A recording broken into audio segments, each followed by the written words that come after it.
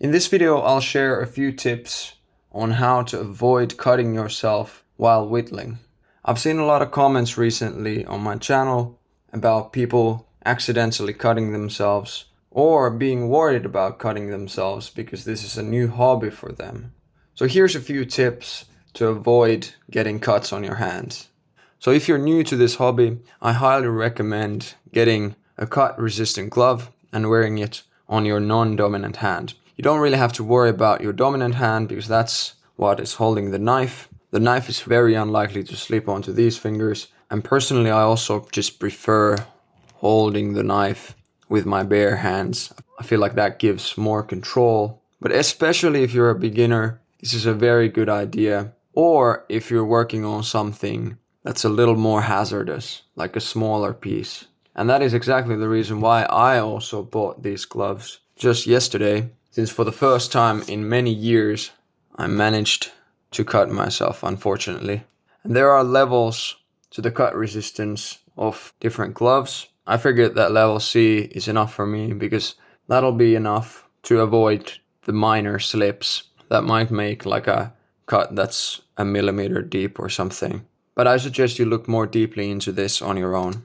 The next thing is that you shouldn't be using a lot of force while whittling. And that is because the more force you put into something, the more force can go into unexpected directions if you somehow slip. So it's important to use the smallest amount of force that's necessary to make the cuts.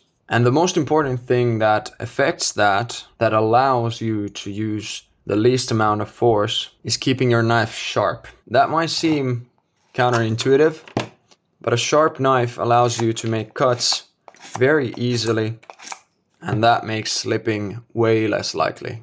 By the way, this is a new knife that I just bought. I'm gonna be making a review on this at some point when I've had the chance to use it a little bit more.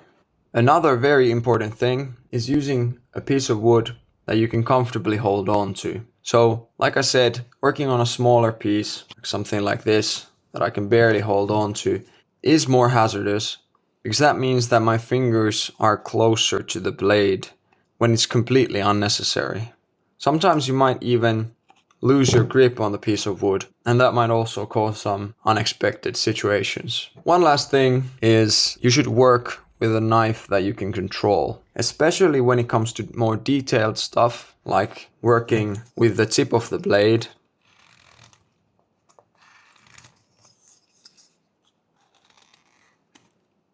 It's gonna be much harder with a big knife. I wouldn't be doing stuff like this with this knife. Now it doesn't really work due to the thickness of the blade, but even if it did, it's way harder to control the knife from all the way here when my hand is so far away from the piece of wood I'm working with.